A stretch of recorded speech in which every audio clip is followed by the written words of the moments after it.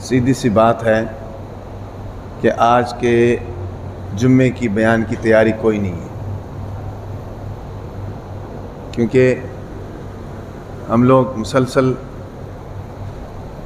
قربانی کے کاموں میں لگے رہے۔ ابھی بھی آپ دیکھ لیں، باہر پہلے قربانی کی، پھر گوشت تقسیم کیا، پھر اس کے بعد قربانی کے کھالوں کے سلسلے میں لگے رہے، جس سے جسم میں تھکاوٹ، نیند پوری نہیں، اور اوپر سے جمعہ، اس لیے جمعے کی تیاری کوئی نہیں ہے۔ کیوں جی اقبال صاحب؟ کبھی کبھی جمعہ کے بیان کے علاوہ کوئی گپ شپ بھی ہونی چاہیے۔ کم ہے تو آج جو ہے میرا گپ شپ کا موڈ ہے۔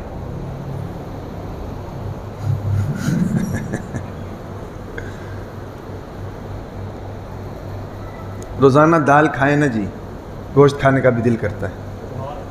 روزانہ گوشت کھائیں تو دال کھانے کا بھی دل کرتا ہے بھائی، یہ دنیا کا نظام ہے۔ ہر جمعے پر بیان ہو تو بندے بور ہو جاتے ہیں۔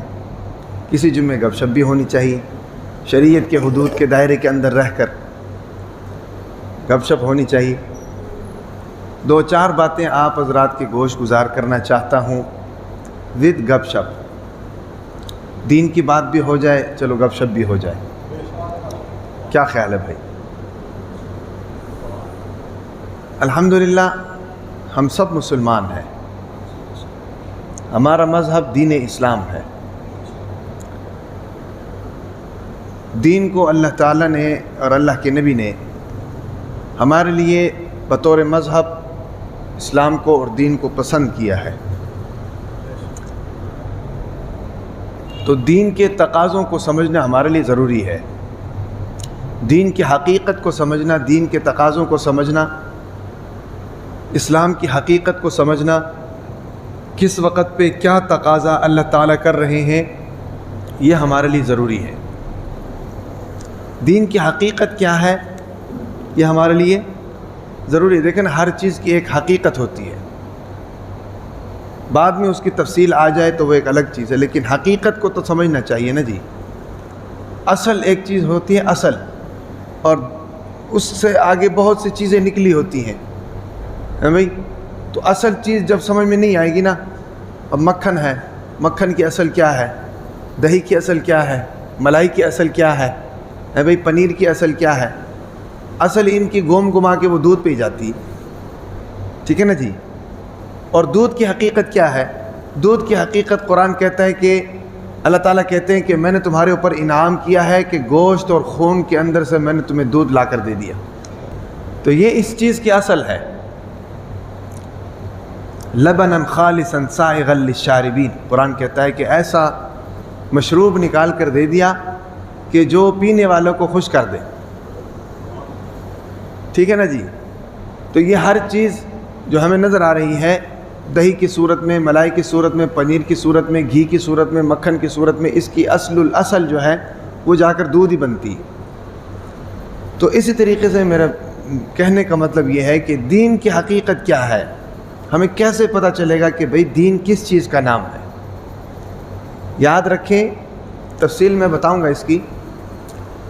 اللہ تعالیٰ کے ہر حکم کو سمجھنا اور ہر وقت میں کون سے وقت میں کون سا حکم اللہ کا ہے، اس کو سمجھنا، یہی دین کی حقیقت ہے۔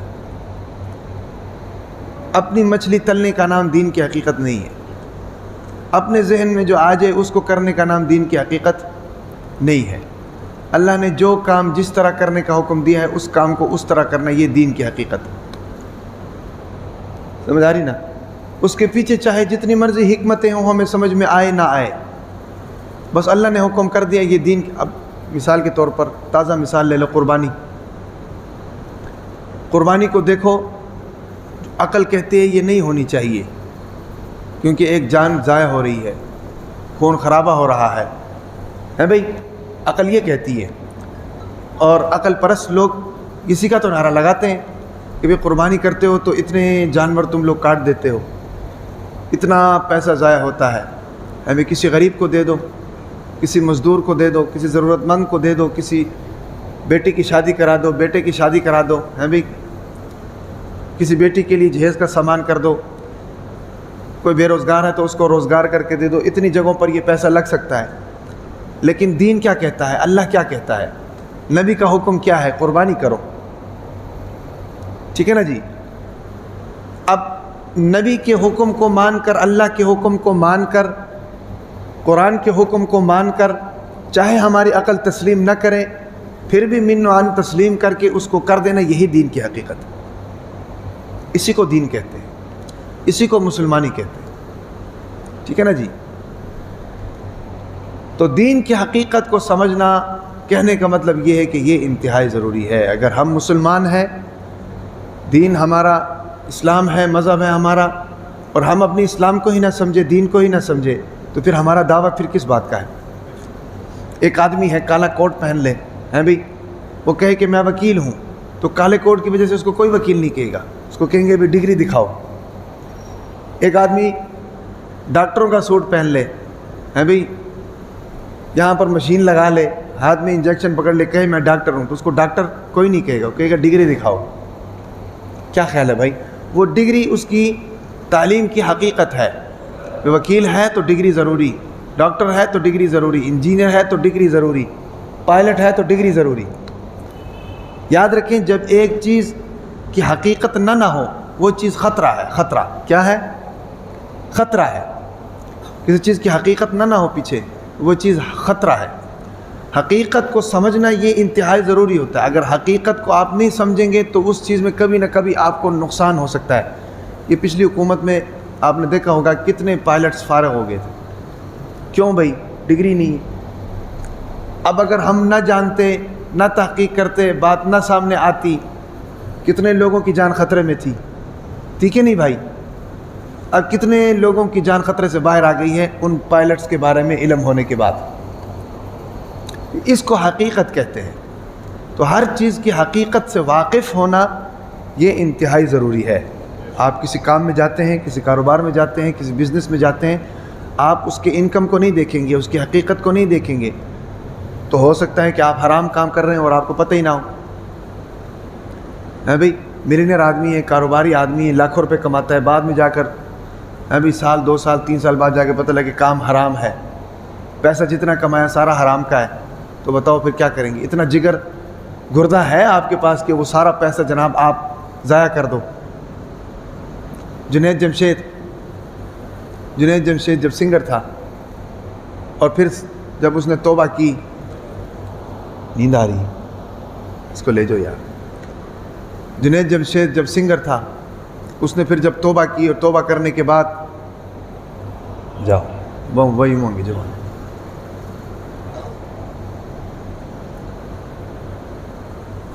اتنا ہی کافی ہوتا ہے اس کے لیے۔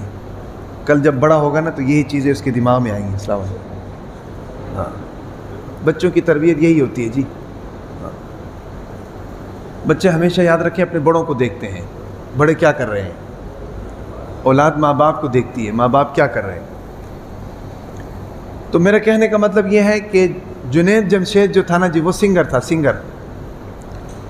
اس نے جناب جب گانا چھوڑ دیا اور چھوڑ کر جب توبہ طائب ہو گیا، ابھی اللہ کے راستے پہ لگ گیا، تو اس کے پاس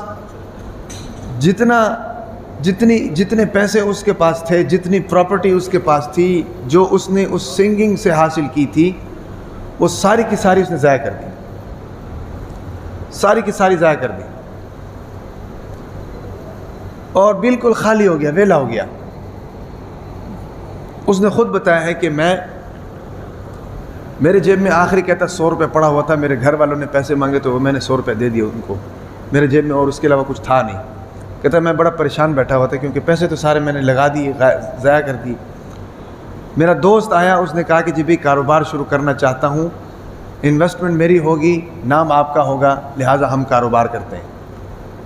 اور وہ کاروبار شروع کیا، اور کاروبار آج جناب اندرون ملک اور بیرون ملک پھیل گیا، ٹھیک ہے نا جی۔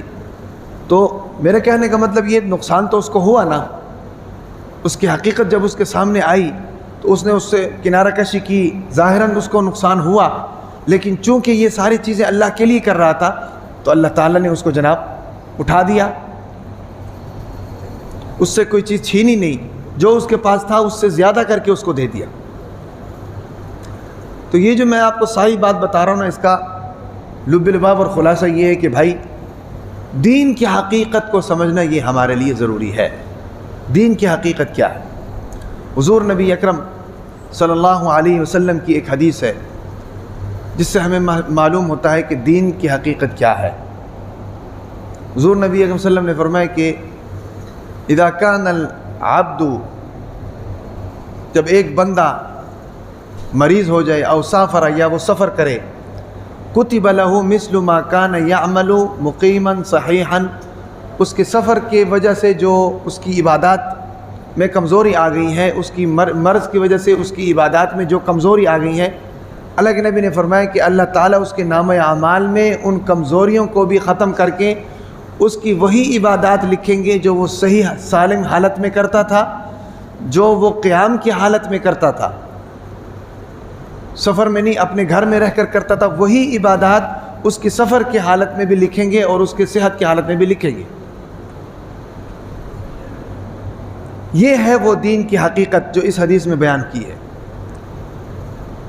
کہنے کا مطلب کیا ہے کہ ایک آدمی ہے، مریض ہے بھئی، صحت کی حالت میں وہ جناب 5 وقت کی نمازیں بھی پڑھتا تھا، نوافل کا اہتمام بھی کرتا تھا، بھئی قرآن مجید کی بھی تلاوت کرتا تھا، لیکن اب چونکہ مریض ہو گیا، اس کا دل چاہتا ہے کہ میں 5 وقت کی نمازیں جماعت کے ساتھ پڑھوں، اس کا دل چاہتا ہے کہ میں جو نوافل پڑھتا تھا وہ نوافل ساتھ ساتھ ادا کروں، اس کا دل چاہتا ہے کہ جناب میں قرآن کی تلاوت کروں، لیکن اس کی صحت اس کو اجازت نہیں دے رہی۔ اس کا معنی یہ نہیں کہ اللہ تعالیٰ بھی اس کے نامہ اعمال میں سے اعمال کو کم کر دیں گے، نہیں، اللہ تعالیٰ اس کو وہی اجر اور وہی ثواب دیں گے جو صحت مندی کی حالت میں وہ کماتا تھا۔ یہ ہے وہ دین کی حقیقت۔ یا سفر کی حالت میں ہے، اب سفر کی حالت میں تو انسان کو تو پتہ کوئی نہیں ہوتا، تھکاوٹ بھی ہے، ماحول بھی جناب نیا ہے، ساری چیزیں ہیں، سفر ہے، اور سفر میں گھر کا جیسا ماحول تو نہیں ہوتا، وقت پہ کھانا مل جائے، وقت پہ جناب چائے مل جائے، وقت پہ جناب کپڑے مل جائے۔ تو سفر کی حالت میں جو وہ حالت قیام میں عبادات کیا کرتا تھا وہ چھوٹ گئی۔ اللہ کے نبی نے فرمایا کہ اس کو وہی اجر ملے گا جو وہ اپنے گھر میں عبادت کر کے اجر کماتا تھا۔ یہ ساری بات میں آپ کو کیوں بتا رہا ہوں؟ یہ بات میں آپ کو اس لیے بتا رہا ہوں کہ ان حالات کی وجہ سے پریشان ہونے کی ضرورت نہیں ہے۔ بیماری کس کی طرف سے ہے بھائی؟ اللہ کی طرف سے ہے۔ صحت مندی کس کی طرف سے ہے؟ بڑھاپا کس کی طرف سے ہے؟ بچپنا بھی اللہ کی طرف سے ہے، امیری بھی اللہ کی طرف سے، غریبی بھی اللہ کی طرف سے، سفر بھی اللہ کی طرف سے، حضر بھی اللہ کی طرف سے، ہر چیز اللہ کی طرف سے ہے نا جی، تو پھر پریشان ہونے کی کیا ضرورت ہے؟ اس لیے علماء فرماتے ہیں کہ، اور صحابہ کرام رضوان اللہ علیہم اجمعین میں تو یہ معمول تھا، جو شخص بیمار ہوتا اس کے پاس جایا کرتے تھے، تیمارداری بھی کیا کرتے تھے اور ساتھ میں دعاؤں کی بھی درخواست کیا کرتے تھے، کیونکہ بیماری کی حالت میں تو دعائیں زیادہ قبول ہوتی ہیں بھائی۔ حالانکہ بیماری کی حالت میں عبادات کم لکھی جانی چاہیے۔ اللہ تعالیٰ کہتے ہیں نہیں، بیمار ہے، عبادتیں اس کی وہی لکھو جو صحت مندی کی حالت میں پڑھتا تھا۔ کیوں؟ انسان جب بیمار ہوتا ہے نا جی تو وہ اللہ کا قرب حاصل کرتا ہے۔ دیکھیں نا جی، ہماری اولاد ہے بھئی، جب صحت مند ہوتی ہے تو ہم ان کو ڈانٹتے بھی ہیں، غصے بھی کرتے ہیں، ان سے ناراض بھی ہوتے ہیں، ساری چیزیں ہوتی ہیں کہ نہیں؟ جب بیمار ہو جاتے ہیں، کوئی بخار آ جاتا ہے تو جناب وہ ہمارے قریب آ جاتے ہیں، رات کو 2 بجے بھی جناب موٹے کے اوپر رکھ کے بھاگ رہے ہیں، کیا ہوا جی بچے کا ٹمپریچر تیز ہو گیا جی، بچے کا پیٹ خراب ہو گیا جی، بچے کا جناب نزلہ زکام نہیں جا رہا جی، بچے کا سانس نہیں آ رہا جی، لے کر بھاگ رہے ہیں موٹے کے اوپر اٹھا کر۔ کیوں؟ وہ ہمارے قریب آ گیا۔ رات کو اٹھ کر 3 مرتبہ بچے کے اوپر نظر ڈالتے ہیں کہ بھئی اس کا بخار کیسا ہے۔ ایسا کیوں ہوتا ہے؟ ایسا اس لیے ہوتا ہے کہ بچہ جب بیمار ہو جاتا ہے نا جی، وہ ماں باپ کے قریب آ جاتا ہے، ماں باپ کی توجہ حاصل کرتا ہے۔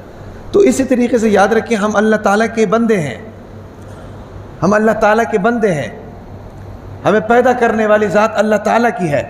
تو جب انسان بیمار ہو جاتا ہے تو وہ اللہ کے قریب چلا جاتا ہے، ہاں، اس کو اللہ کا قرب حاصل ہو جاتا ہے۔ تو اس سے دعا کرایا کرتے تھے صحابہ کرام۔ ہمیں بھی چاہیے کہ ہم بیمار پرسی بھی کریں اور ساتھ میں اس سے دعا کی درخواست بھی کریں۔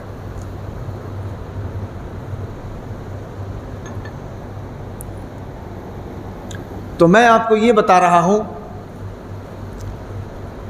دین کی حقیقت کیا ہے۔ دین کی حقیقت یہی ہے کہ انسان کسی بھی حالت میں، اور خاص کر مسلمان جو ہے نا جی، مسلمان یہ کبھی بھی نقصان میں نہیں ہوتا ہے. جو مرضی حالت آ جائے مسلمان کو نقصان کبھی بھی نہیں ہوتا. مسلمان کو ہر حال میں فائدہ ہو رہا ہوتا ہے. بیمار ہے تب اس کو فائدہ ہو رہا ہے، اللہ کا قرب اس کو مل رہا ہے. دعاؤں کے لیے ہاتھ اٹھاتا ہے تو اللہ دعا قبول کرتا ہے کہ میرا بندہ بیمار ہے بھائی. امیر ہے اللہ کے راستے میں پیسے خرچ کر کے نیکیاں کما رہا ہے. غریب ہے صبر کر کے نیکیاں کما رہا ہے. مالدار ہے شکر کر کے نیکیاں کما رہا ہے. مرد ہے تو جناب 5 وقت باجماعت نماز پڑھ کے نیکیاں کما رہا ہے. عورت ہے شوہر کی خدمت کر کے نیکیاں کما رہی ہے. اولاد کی صورت میں ہے ماں باپ کی فرما برداری کر کے نیکیاں. مسلمان کسی حالت میں بھی نقصان میں نہیں ہے. ایون کہ وہ مسلمان جس نے کلمہ پڑھا ہوا ہے، دل سے اس کا اقرار کرتا ہے، زبان سے اس کا اقرار کرتا ہے، اللہ کو ایک مانتا ہے، اللہ کے ساتھ کسی کو شریک نہیں کرتا، اس کے علاوہ ساری زندگی اس نے کوئی نیک عمل نہیں کیا، کبھی زندگی میں ایک نماز بھی نہیں پڑھی ہے، ایک روزہ بھی نہیں رکھا ہے، ایک حج بھی ادا نہیں کیا، زکوٰۃ اس نے نہیں دی، کچھ بھی نہیں کیا، صرف کلمہ اس نے پڑھا ہوا ہے، علماء فرماتے ہیں کہ وہ بھی جنت میں جائے گا، وہ بھی نقصان میں نہیں ہے. تو جب ایک آدمی کو دنیا اور آخرت میں کوئی نقصان ہی نہیں ہے تو اس کو ٹینشن لینے کی ضرورت کیا ہے پھر بھائی؟ اس کو تو کوئی ٹینشن لینے کی ضرورت نہیں ہے نا. چاہے امیری ہو چاہے غریبی ہو، چاہے ہے چاہے نہیں ہے، کوئی ٹینشن ہی نہیں ہونی چاہیے. یہی دین کی حقیقت ہے، اسی کو سمجھنا دین ہے. تو میں یہ کہہ رہا تھا کہ انسان جو ہے کسی بھی صورت میں نقصان میں نہیں ہے. اس کو چاہیے کہ دین کی حقیقت کو سمجھے، دین کے تقاضوں کو سمجھے. سمجھ آ رہی کہ نہیں؟ کس عمل کا تقاضا کس وقت کیا ہے اس کو سمجھنا اس کے لیے ضروری ہے. میری بات سمجھ میں آ رہی کہ نہیں؟ مثال کے طور پر ایک آدمی ہے بیمار ہے بھائی. اب بیمار کے لیے حکم کیا ہے نماز پڑھنے کا؟ اگر کھڑا ہو کر نہیں پڑھ سکتا تو بیٹھ کر پڑھے. ایسے ہی ہے نا جی، بیٹھ کر نہیں پڑھ سکتا تو لیٹ کر پڑھے، کسی نہ کسی طریقے سے پڑھے، بس یہی حکم ہے نا جی. لیکن اگر میں کہوں کہ نہیں جی میں بڑا طاقتور ہوں، میں نے تو جناب کھڑے ہو کر نماز پڑھنی ہے، یہ تو میں غلطی پر ہوں. اللہ کی طرف سے رخصت ملی ہوئی ہے نا جی، اس رخصت پر عمل کرنا چاہیے. دین کی حقیقت اور دین کا تقاضا یہی ہے کہ اس کے تقاضوں کو سمجھیں، اللہ کے حکم کو سمجھیں. بس حضور نبی اکرم صلی اللہ علیہ وسلم کی سنت بھی یہی ہے کہ حضور نبی اکرم صلی اللہ علیہ وسلم ہمیشہ آسانی کو اختیار کیا کرتے ہیں. اگر 2 آپشن ہوتے نا، یا اس کو چوز کرو یا اس کو چوز کرو، تو حضور نبی اکرم صلی اللہ علیہ وسلم کا معمول یہی ہوتا کہ اللہ کے نبی ہمیشہ آسانی کو اختیار کیا کرتے، مشکل چیز کو اختیار نہیں فرماتے تھے. ہم ان کے امتی ہیں تو ہمارے لیے بھی حکم یہی ہے کہ ہم آسانی کو اختیار کریں، مشکل چیز کو اختیار نہ کریں. اللہ کی طرف سے حکم آ گیا ہے، بیمار ہیں کھڑے ہو کر نہیں پڑھ سکتے تو بیٹھ کر پڑھیں، بیٹھ کر نہیں پڑھ سکتے تو لیٹ کر پڑھیں، لیٹ کر نہیں پڑھ سکتے تو اشاروں سے پڑھیں، نماز پڑھیں. بس ہمیں یہ نماز جو ہے نا جی، ایک طرح سے دیکھو تو یہ مشکل لگتا ہے، ہمیں ایک طرح سے دیکھو تو یہ مشکل لگتا ہے، واقعی مشکل عمل ہے. بندے کی 60 سال کی زندگی، روزانہ 5 وقت سارا کام چھوڑ کر نماز پڑھنا مشکل کام ہے. اس کے پیچھے آسانیاں بھی تو ہیں. ان اللہ اشتری من المؤمنین انفسهم واموالهم بان لهم الجنہ، قرآن کہتا ہے کہ اللہ تعالیٰ نے ایمان والوں سے جناب ان کی جان اور ان کا مال جنت کے بدلے میں خرید لیا ہے. آج ہم یہاں پر جان لگاتے ہیں، مال لگاتے ہیں، تو کس لیے لگاتے ہیں؟ اس لیے لگاتے ہیں نا بھائی کل قیامت کے دن جنت مل جائے، ہے بھائی، کل قیامت کے دن آسانیاں ہو جائے، جنت مل جائے، میدان محشر میں عرش کا سایہ مل جائے، پل صراط سے بجلی کی طرح گزرنا مل جائے، بلا حساب و کتاب جنت میں داخلہ مل جائے. اس سے بڑی اور کامیابی کیا ہے؟ فمن زحزح عن النار وادخل الجنۃ فقد فاز. اللہ تعالیٰ نے قرآن میں فرمایا کہ جس کو آگ سے بچا لیا گیا اور جو جنت میں چلا گیا، فرمایا کہ فقد فاز فوزا عظیما، اس نے سب سے بڑی کامیابی حاصل کر لی. دیکھو نا دنیا کی جھنجھٹ ہے، ہر جگہ پر پابندی ہے. الدنیا سجن المؤمن وجنت الکافر، دنیا ایمان والے کے لیے قید خانہ ہے اور کافر کے لیے جنت. اس کا مطلب کیا ہے کہ کافر کے لیے تو کوئی روک ٹوک نہیں ہے نا، چاہے سود کھائے، چاہے جناب رشوت کھائے، چاہے چوری سے لے، چاہے ڈکیتی سے لے، چاہے دھوکہ دے کر لے، اس کے لیے تو کوئی مشکل نہیں. مشکل تو میرے لیے ہے، میں مسلمان ہوں. اللہ نے کہا کہ یہ رشوت ہے یہ نہیں لینا، یہ سود ہے یہ نہیں لینا، یہ دھوکہ ہے یہ نہیں لینا، یہ بدنظری سے لے رہے ہو یہ نہیں لینا، یہ غلط کام کر کے لے رہے ہو یہ نہیں لینا، یہ فحاشی کر کے لے رہے ہو یہ نہیں لینا، یہ تو پابندیاں میرے لیے ہیں۔ یہ پابندیاں بھائی ہے ہی اس لیے کہ بھائی تمہیں اس کے بدلے میں اللہ نے جنت دینا ہے۔ بھائی ایک مزدور کو لے کر آتے ہو، اس کے اوپر آپ پابندی نہیں لگاتے ہو کہ نہیں بھائی؟ اس ٹائم تم نے آنا ہے، اس ٹائم تم نے جانا ہے، بیچ میں تمہارا یہ کھانا ہوگا، یہ چائے کا ٹائم ہوگا، اس کے علاوہ تم ادھر ادھر نہیں جا سکتے، تبھی تو میں تمہیں پیسے دوں گا ورنہ تمہیں پیسے نہیں دوں گا۔ کیا خیال ہے بھائی؟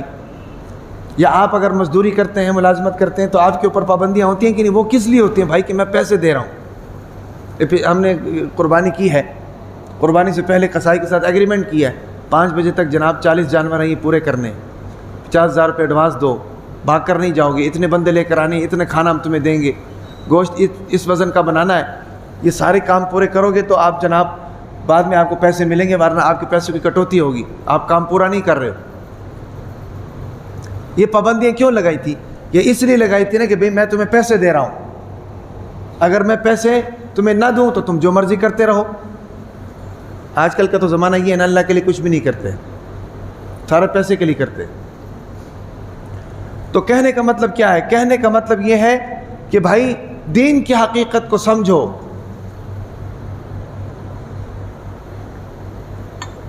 ہم مسلمان ہیں، اللہ نے ہمیں ایمان کی دولت سے نوازا ہے، ہمیں چاہیے کہ ہم اس ایمان کی حقیقت کو، اس کے تقاضوں کو، دین کی حقیقت کو اور اس کے تقاضوں کو سمجھیں، اپنی مسلمانی کو سمجھیں۔ تو حضور نبی اکرم صلی اللہ علیہ وسلم کا بھی یہی معمول تھا کہ حضور نبی اکرم صلی اللہ علیہ وسلم بھی ہمیشہ آسان چیز کو اختیار کیا کرتے تھے، مشکل چیزوں میں نہیں پڑا کرتے تھے۔ اور پھر دین تو جناب اتباع کا نام ہے، مان کر چلنے کا نام دین ہے، تسلیم و رضا کا نام دین ہے۔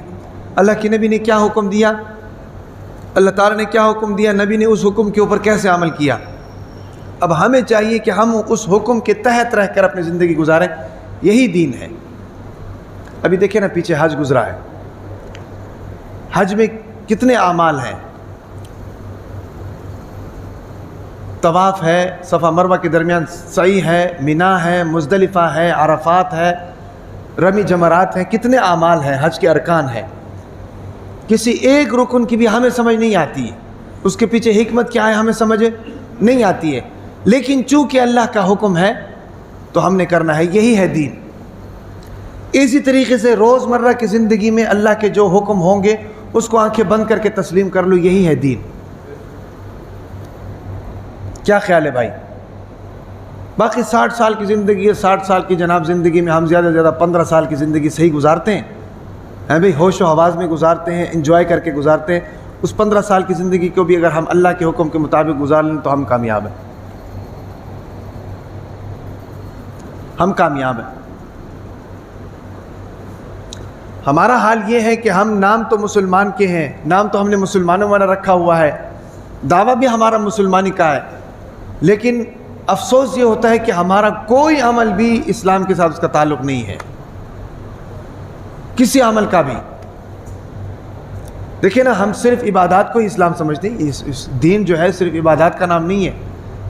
دین کے اگر 4 حصے کر لو تو ایک حصہ عبادات ہے، باقی 3 حصے معاملات ہیں۔ معاملات کو دیکھ لیں، ہم اپنے معاملات کو دیکھ لیں، معاملات کو دیکھنے سے پتہ چلے گا نا کہ ہم مسلمان ہیں کہ نہیں۔ دیکھیں نا جی، معاملات کیا ہے، میں دکاندار ہوں تو میری دکانداری کیسی ہے، میں ملازم ہوں تو میری ملازمت کیسی ہے، میں کسی کے ساتھ رشتہ استوار کر رہا ہوں تو رشتہ داری کیسی ہے، میں کسی کے حقوق میرے اوپر ہیں تو حقوق ادا کر رہا ہوں کہ نہیں، وہ کیسے ہیں، ٹھیک ہے کہ نہیں، میں کاروباری ہوں تو میرا کاروبار اسلام کے مطابق ہے کہ نہیں، تاجر ہوں تو میری تجارت اسلام کے مطابق ہے کہ نہیں، استاد ہوں تو میں اپنے شاگردوں کے حقوق ادا کر رہا ہوں کہ نہیں، شاگرد ہوں تو استاد کے حقوق ادا کر رہا ہوں کہ نہیں، محلے میں رہتا ہوں تو محلے داروں کے حقوق ادا کر رہا ہوں کہ نہیں، میری دکان ہے، دکاندار ساتھ والے دکانداروں کے میرے حقوق ادا ہو رہے ہیں کہ نہیں۔ یہی تو معاملات ہیں بھائی، ان میں تو ہم صفر ہیں۔ اب دیکھو، قربانی جیسا مقدس عمل، تو اس میں دیکھو ہماری کتنی 2 نمبری ہیں۔ ہمارے مدرسے میں قربانی ہو رہی تھی، پتہ چلا ایک حصہ ہی غائب ہے، اندازہ لگاؤ، گائے کے 7 حصے ہوتے ہیں، ایک حصہ ہی غائب ہے، کوئی بندہ لے کے نکل گیا۔ قربانی جیسا عمل جو انسان نیکی کے لیے کرتا ہے، اللہ کے قرب کو حاصل کرنے کے لیے کرتا ہے، تو جو آدمی یہ کام کر رہا ہے تو اس کا مطلب یہی ہے کہ اس کے معاملات ٹھیک نہیں ہے، معاملات ٹھیک نہیں ہے. داڑھی اتنی اتنی رکھی ہوئی ہیں، ٹوپیاں جناب سفید پہنی ہوئی ہیں، یہاں پر محراب کے نشان بھی بنے ہوئے ہیں، سر پر پگڑیاں بھی پہنی ہوئی ہیں، پونچے جناب ٹخنوں سے اوپر جا رہے ہیں، پیڑھلیوں تک آ رہے ہیں، جناب سرما بھی لگایا ہوا ہے، مسواک کا بھی استعمال ہو رہا ہے، سنت کے اوپر پورا عمل ہے، 5 وقت کا نمازی بھی ہے، پہلی صف میں نماز پڑھتا ہے، جناب تکبیر اولیٰ کے ساتھ نماز پڑھتا ہے، اور جناب سنت اور نوافل بھی ادا کر رہا ہے. کام 2 نمبر ہے بھائی، ویلے دا ویلا، کام 2 نمبر ہے. دکان میں جاتا ہے جو جناب گاہکوں کو چھوڑتا نہیں ہے، وہ جیب خالی کرنا جناب اس کا مقصد اول ہے، اس کی اولین ترجیح ہے. تو پھر وہ اپنے آپ کو مسلمان کہہ رہا ہے. مسلمان تو ہے، نام کا ہے مسلمان، لیکن معاشرتی زندگی میں وہ مسلمان نہیں ہے، مسلمانوں والے کام نہیں ہے. یاد رکھیں اس وقت اعمال کو دیکھیں نا جی، اعمال کو دیکھیں تو ہم غیر مسلم سے بھی نیچے ہیں، غیر مسلم سے بھی نیچے ہیں. ان میں اور ہم میں صرف کلمے کا فرق ہے. وہ اگر کلمہ پڑھ لیں تو ہمارے سے اچھے مسلمان بن جائیں گے. ان میں اور ہم میں صرف کلمے کا فرق ہے نا جی، باقی تو سب چیزوں میں وہ آگے ہیں. چیز بھی 1 نمبر بھیجتے ہیں، دھوکہ بھی نہیں کرتے ہیں، 2 نمبری بھی نہیں کرتے ہیں، جھوٹ بھی نہیں بولتے ہیں بھائی، غلط کمٹمنٹ بھی نہیں کرتے ہیں، وعدہ خلافی بھی نہیں کرتے ہیں. وہ ایک ساتھی تھے، وہ کہہ رہے تھے کہ میں کسی بیرون ملک، کسی یورپ کے ملک میں گیا، وہاں گیا تو جتنی دیر میں وہاں رہا تو وہاں پر مجھے ہارن کی آواز نہیں آئی، ہارن کی آواز نہیں آئی. تو جس کے گھر میں گیا تھا میں نے اس سے پوچھا، میں نے کہا کہ یار یہاں پر لوگ گاڑیوں میں ہارن استعمال نہیں کرتے، کیا چکر ہے؟ انہوں نے کہا ہارن تو ہے ہی، لیکن کہتا ہے کہ تمہیں تو ابھی 10-15 دن ہوئے، مجھے 8 سال ہو گئے، مجھے ابھی تک ہارن کی آواز نہیں آئی، تو تمہیں کہاں سے آنی؟ کتنا خیال ہے ایک دوسرے کے حقوق کا. کہتے کہ ہم بیٹھے ہوئے تھے، اتنے میں جناب پڑوسی آ گیا. پڑوسی آیا اور کہنے لگا کہ بھائی تمہیں کسی چیز کی ضرورت ہو تو مجھے بتاؤ،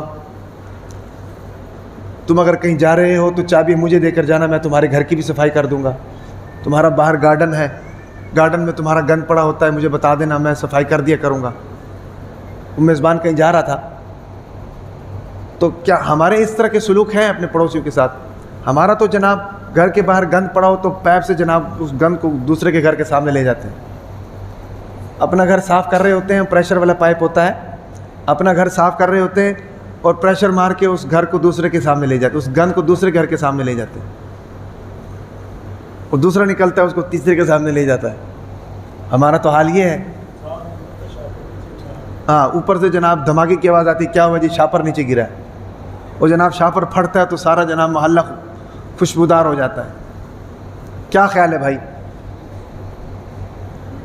یہ ہے وہ معاملات جو ہمارے ٹھیک ہونے چاہیے، معاشرت جو ہماری ٹھیک ہونی چاہیے. تو میں یہ کہہ رہا ہمارے اور ان کے درمیان صرف کلمے کا ہی فرق ہے. وہ اگر کلمہ پڑھ لیں تو جناب وہ ہم سے اچھے مسلمان ہو سکتے ہیں.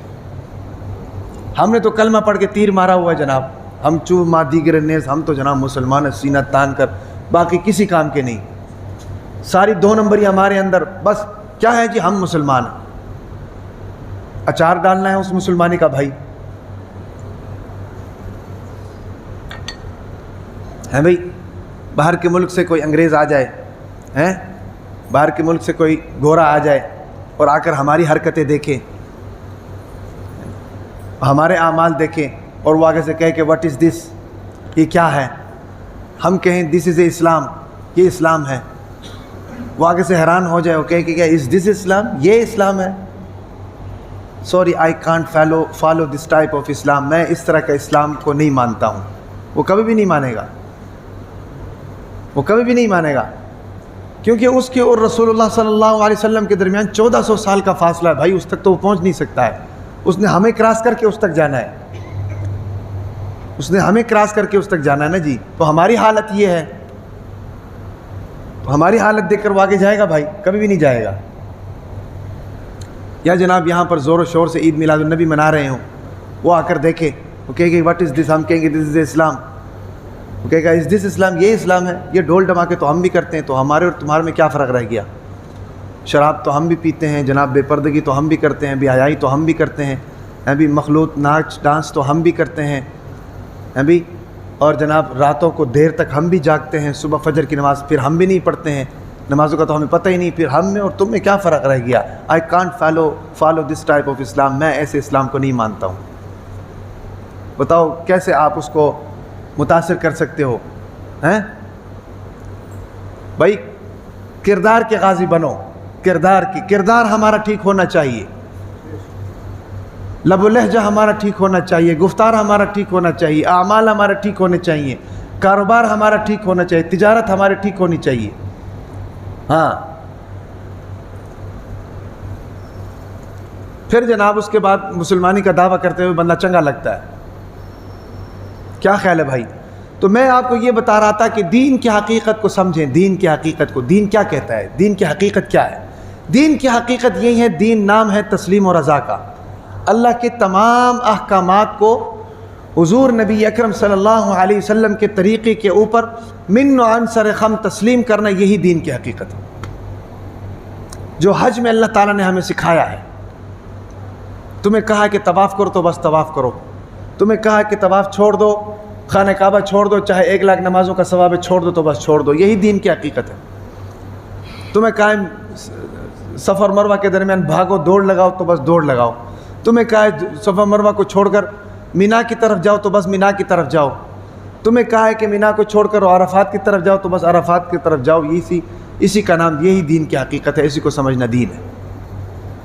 سمجھ آ رہی کہ نہیں؟ عقل چاہے بات مانے نہ مانے، عقل کو چاہے سمجھ آئے نہ آئے۔ دیکھو نا بھائی، فجر کی نماز، مغرب کی نماز میں تعجیل ہے، شریعت کا حکم ہے مغرب کی نماز تیز پڑھو، جلدی پڑھو، وقت پر پڑھو، اول وقت میں پڑھو، شریعت کا حکم یہ ہے۔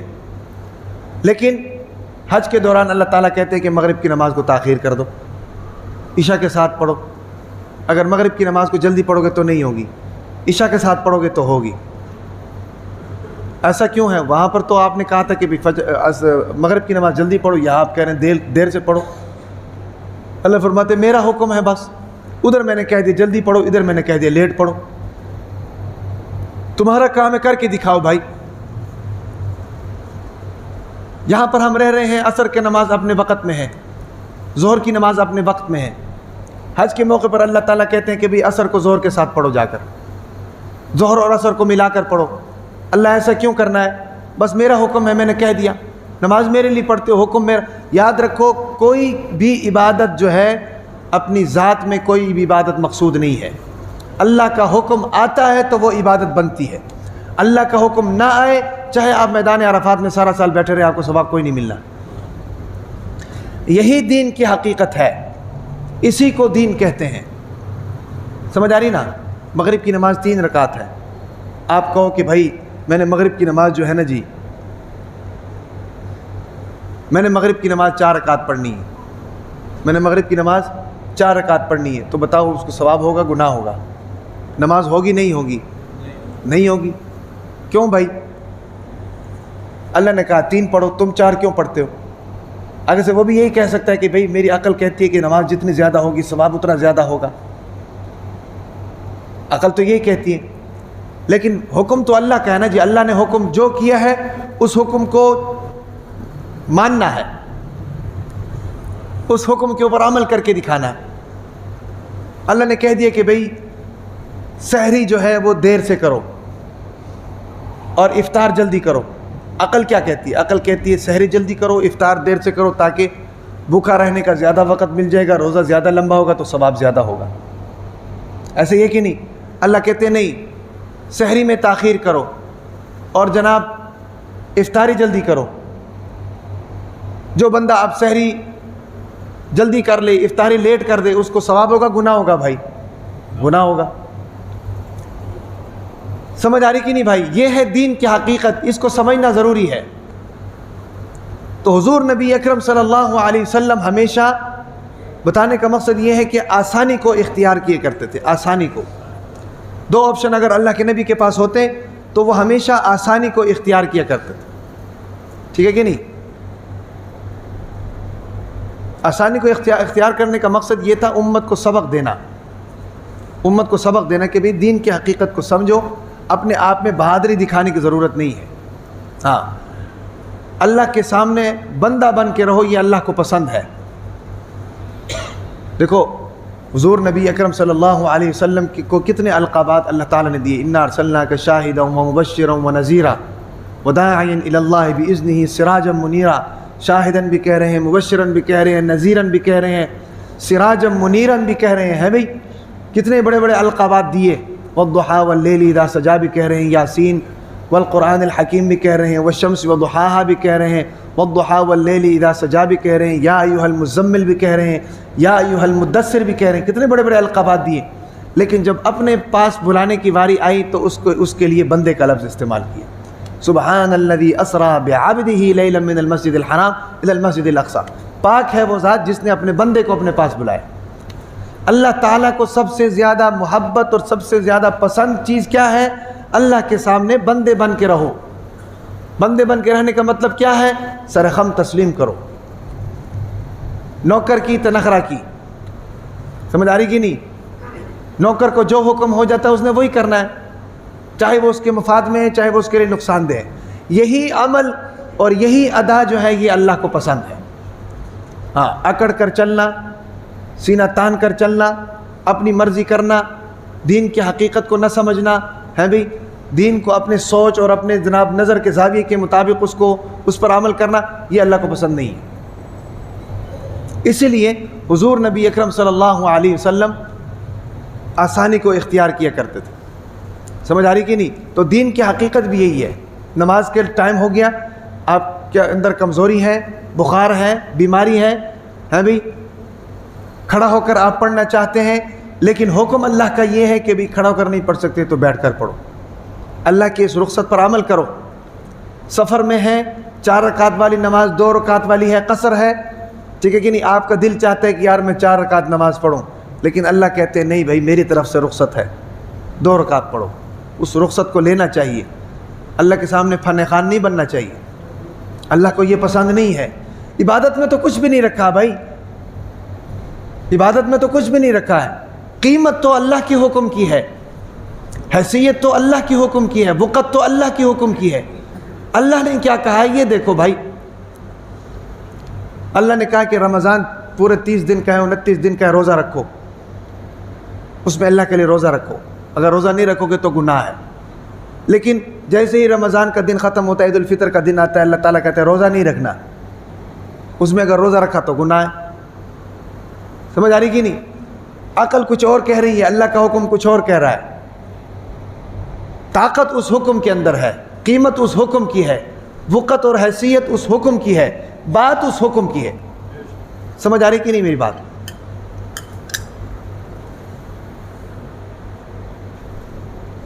آج آپ نا سست لگ رہے ہیں، سست تو ویسے ہمیں ہونا چاہیے۔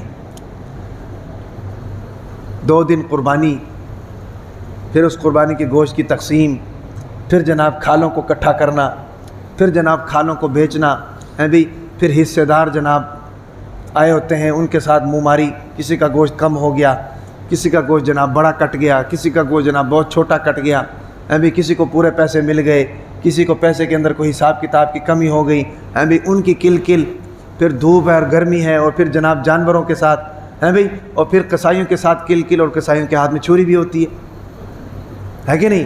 ان کے ساتھ کل کل، اور جناب یہ ساری چیزیں فیس کر کے ابھی پھر آپ کے لیے جمعہ بھی پڑھانا، تھکنا تو ہمیں چاہیے بھائی، اور تھکاوٹ کے آثار آپ کے چہروں پر نظر آ رہے ہیں۔ قربانی ماشاءاللہ سب نے کر لیے جی، قربانی کا گوشت بھی کھا لیا، چلو اللہ کا شکر ہے، اللہ تعالیٰ ہضم بھی کر دے۔ ویسے اس عید پہ جو ہے نا جی، اس عید پہ اگر جانور کا ٹھڈا نہ لگے، یا جانور کی لات نہ لگے، یا قصائیوں کے ساتھ تو میں نہ ہو، یا جناب قصائی جانور حلال کرتے ہوئے سلپ ہو کر نہ گرے، یا جناب جانور نہ پوترے، تو عید کا مزہ نہیں آتا ہے۔ وہ کیسی عید ہے کہ جناب چپ کر کے جانور کو ذبح کیا، اور جانور کو ذبح کر کے جناب اس کی گوشت کا قیمہ کر کے کھا کر سو گئے، وہ کوئی عید نہیں ہے۔ ثواب تو ملے گا اس کا بھی، یہ نہیں کہ نہیں ملے گا، لیکن اس عید کا مزہ نہیں ہے نا جی. مزہ تو اس عید کا ہے جناب جانور لے کر بندہ باہر جناب باغ بھی کرتا رہے ہیں بھئی, اور جانور کی خدمت بھی کرے, جانور کی خدمت کر کے جناب کبھی کبھی جانور سے ٹھڈا بھی کھا لے, جانور کی لات بھی برداشت کرے ہیں بھئی, اور اسی طریقے سے جناب قصائیوں کے ساتھ بھی منہ ماری ہو, اور جانور کو ذبح کرتے ہوئے ایک آدھ قصائی بھی گر جائے, اور پھر جناب جیسے تیسے کر کے اس جانور کو ذبح کریں, ذبح کر کے اور پھر جناب اس کی کھال مولوی صاحب کے بھی حوالے کریں, اور پھر اس کا گوشت غریبوں میں بھی تقسیم کریں, اور خود بھی جناب نہاری بنا کر اس کے گوشت کو کھائیں اور سو جائیں. اس عید کا مزہ ہے. عید ایسی ہونی چاہیے.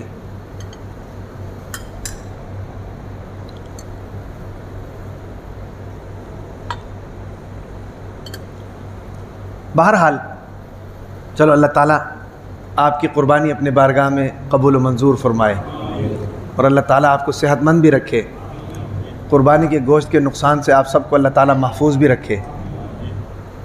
بڑا گوشت کھا کر سونا نہیں چاہیے, بڑا گوشت کھا کر تھوڑا سا باغ کیا کریں, تھوڑا سا کام کیا کریں, تھوڑا سا بھاگا دھوڑا کریں. پہلے لوگ بڑا گوشت کھاتے تھے کچھ بھی نہیں ہوتا تھا, اب ہمارے جناب پیٹ خراب ہو جاتے ہیں. اس میں بڑے گوشت کا نقصان نہیں ہے, اس میں ہمارا بڑے گوشت کا وہ نہیں ہے, اس میں ہمارا اپنا ہے. کمزوری ہماری اپنی ہے. کمزوری ہماری اپنی یہ ہے کہ ہم جناب بڑے گوشت کھا کر اس کو یوٹیلائز کرتے نہیں ہیں, سو جاتے ہیں جناب اے سی لگا کر, تکیہ تھوڑا سا اونچا کر کے. جناب پھر ظاہر بات ہے بڑے گوشت نے تو اپنا کام دکھانا ہے, جب ہم اپنا کام نہیں دکھائیں گے تو. اس لیے اپنی زندگی کے معمولات میں اس چیز کو تھوڑا سا شامل کریں کہ تھوڑی سی رننگ ہونی چاہیے, تھوڑا سا واک ہونا چاہیے, تھوڑا سا جناب کھیلنا چاہیے. ظاہر بات ہے یہاں پر اگر کھیت نہیں ہے, یہاں پر اگر جناب جانور مال مویشی نہیں ہے جن کے ساتھ بندہ کام کرے, تو کم از کم یہاں پارک تو ہیں, پارک میں جا کر تھوڑا سا واک ہونا چاہیے, تھوڑا سا بھاگنا چاہیے. کیا خیال ہے بھائی؟ مسلز ایکسرسائز کیا کریں, مسلز ایکسرسائز بہت ضروری ہے. اللہ, تو میرے کہنے کا مطلب یہ ہے کہ دین کی حقیقت کو سمجھنا یہ ضروری ہے. دین کا تقاضا کس وقت میں کیا ہے اس کو سمجھنا ضروری ہے. پھر آپ صحیح دین پر, ہم مثال کے طور پر ایک آدمی ہے, ایک میاں بیوی ہے, جنگل میں رہتے ہیں. میاں بیوی ہے, جنگل میں رہتے ہیں.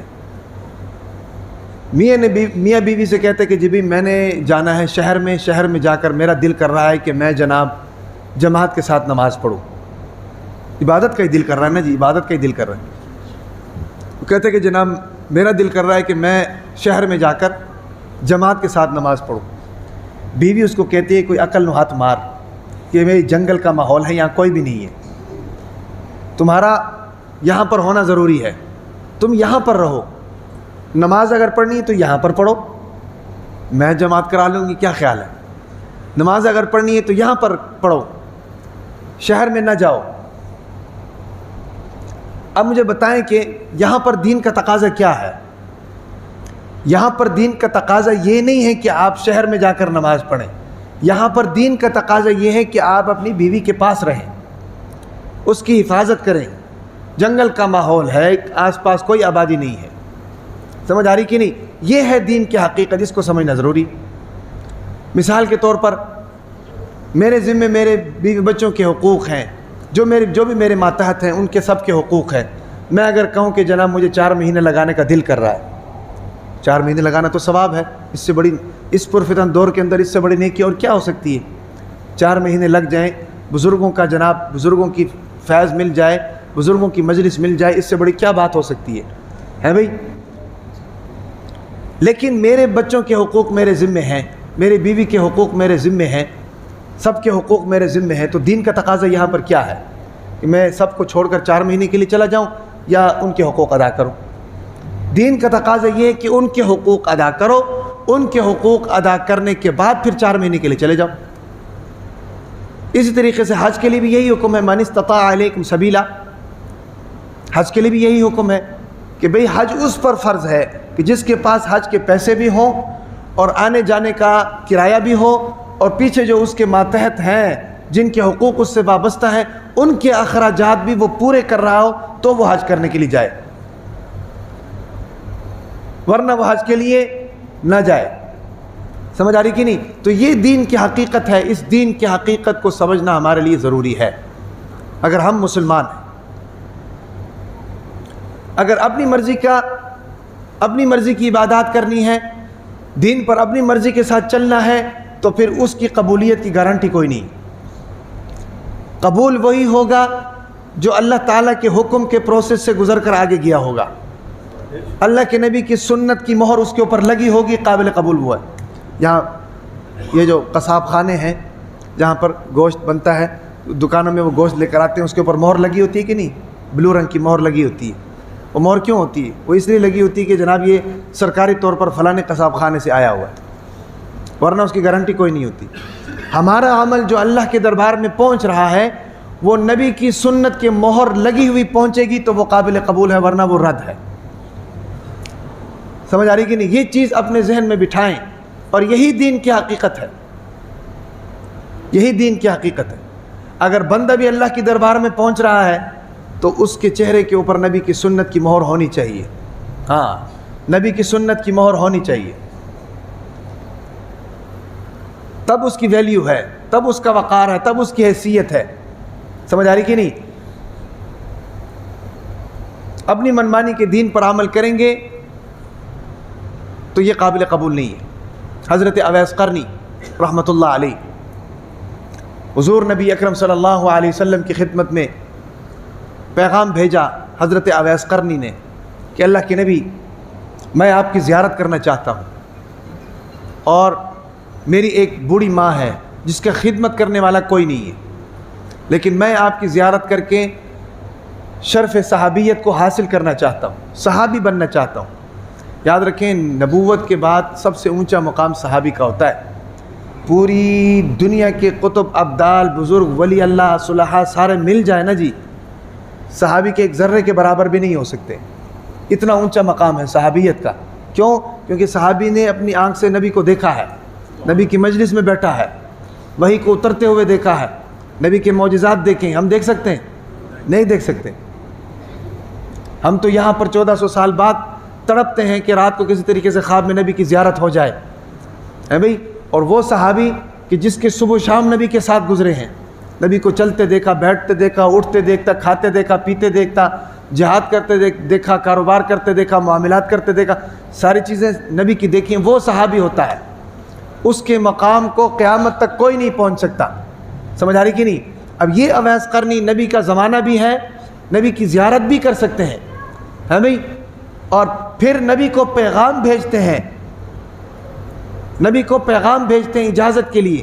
پیغام کیا بھیجتے ہیں؟ اللہ کے نبی، میری بوڑھی ماں ہے، اس کی خدمت کرنے والا کوئی نہیں ہے، لیکن میں یہ چاہتا ہوں کہ میں آپ کی زیارت کروں تاکہ صحابیت کا درجہ مجھے مل جائے،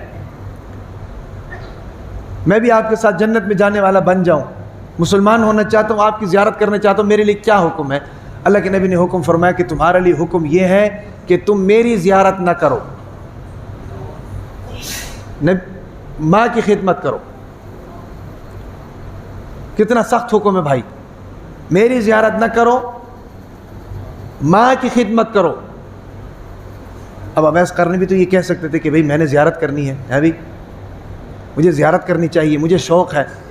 دین شوق پر عمل کرنے کا نام نہیں ہے، شوق پورا کرنے کا نام نہیں ہے، دین خواہش پورا کرنے کا نام نہیں ہے۔ دین نام ہے اللہ کے حکم کو نبی کے سنت، نبی کے طریقے کے اوپر پورا کرنے کا۔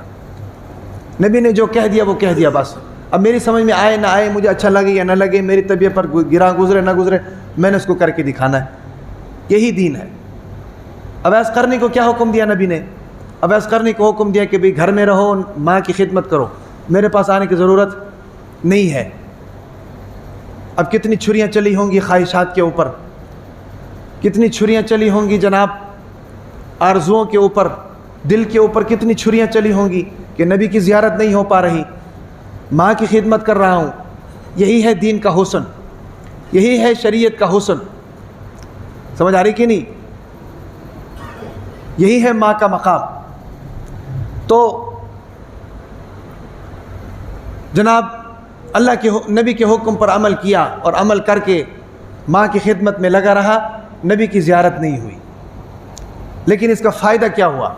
فائدہ یہ ہوا کہ نبی جب دنیا سے رخصت ہو رہے تھے تو نبی نے حضرت عمر کو بلایا، ساتھ میں ایک اور صحابی تھے اس کو بھی بلایا، اس کو بلا کر کہا کہ یاد رکھو میری بات، فلانے سن میں فلانے موقع پر، حج کے موقع پر قرن قبیلے سے ایک شخص آئے گا جس کا نام اویس ہوگا، اس سے اپنے لیے دعا کرانا ہے۔ دیکھو کتنا بڑا مقام دیا اللہ نے، اللہ کے نبی نے. ایک صحابی غیر صحابی سے اپنے لیے دعا کرا رہا ہے، ہونا تو یہ چاہیے کہ صحابی سے دعا کرائی جائے، لیکن یہاں پر ہو کیا رہا ہے کہ ایک صحابی غیر صحابی سے کیوں بھائی؟ ماں کا خدمت گار ہے، کیوں بھائی؟ نبی کا فرما بردار ہے، اپنی منمانی کرنے والا نہیں ہے، اپنی مچھلی تلنے والا نہیں ہے، اپنی خواہشات پر عمل کرنے والا نہیں ہے. نبی کا فرما بردار ہونا ضروری ہے. ہاں، تو اللہ کے نبی نے کیا فرمایا کہ فلانے سن فلانے موقع پر، حج کے موقع پر، قرن قبیلے سے ایک اویس نام کا شخص آئے گا، اس سے اپنے لیے مغفرت کی دعا کرانا. عمر رضی اللہ عنہ سے فرمایا. اور حضرت عمر رضی اللہ تعالی عنہ نے اپنے دور خلافت میں جناب اس کو ڈھونڈا، حج کے موقع پر جا کر اعلان کیا کہ قرن قبیلے سے جتنے لوگ آئیں کھڑے ہو جائیں. سارے کھڑے ہوئے. کھڑے ہونے کے بعد پوچھا کہ بھئی تمہارے درمیان میں اویس نام کا شخص کون سا ہے؟ لوگوں نے کہا کہ جی اونٹ چرانے کے لیے گیا ہوا ہے. حضرت عمر رضی اللہ تعالیٰ نے ایک ساتھی کو ساتھ لیا، اس جگہ پر جا کر دیکھا تو اونٹ چر رہے ہیں اور اویس قرنی نماز پڑھ رہا ہے. اونٹ چر رہے ہیں اور اویس قرنی نماز پڑھ رہا ہے.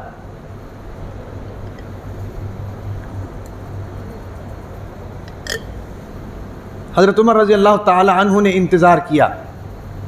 دیکھو امیر المؤمنین ہے، خلیفہ ہے، صحابی ہے، انتظار کر رہا ہے اویس قرنی کا. پروٹوکول ہمیشہ حکمران کا ہوتا ہے، خلیفے کا ہوتا ہے، امیر المؤمنین کا ہوتا ہے بھئی، صحابی کا ہوتا ہے، بڑے لوگوں کا ہوتا ہے. یہاں پر صحابی انتظار کر رہا ہے کس کا؟ اویس قرنی کا. اویس قرنی نے جناب سلام پھیرا. سلام پھیرنے کے بعد عمر رضی اللہ تعالیٰ عنہ کے پاس کہا کہ میرے لیے دعا کرو. انہوں نے کہا تمہارے لیے کیوں دعا کروں؟ انہوں نے کہا میرے لیے اس لیے دعا کرو کہ اللہ کے نبی نے مجھے کہا تھا کہ ابھی اویس نام کا شخص آئے گا، اس سے اپنے لیے دعا کرنا. اللہ کے نبی کا حکم ہے، اس لیے تم میرے لیے دعا کرو. اویس قرنی سے اپنے لیے دعا کرائی. تو یہ ساری بات بتانے کا مقصد یہ ہے، یہ واقعہ سنانے کا مقصد یہ ہے کہ بھائی دین نام ہے مان کر چلنے کا، دین نام ہے تسلیم و رضا کا، دین نام ہے اللہ کے حکم کو من و عن تسلیم کرنے کا، دین نام ہے ایسی زندگی گزارنے کا کہ اللہ تعالیٰ کے احکامات کو نبی کے طریقے کے اوپر رکھ کر اس زندگی کو گزارا جائے. یہی ہے، اسی کا نام ہے دین. سمجھ آ رہی کہ نہیں؟ اللہ تبارک و تعالیٰ ان تمام باتوں پر عمل کرنے کی توفیق عطا فرمائے.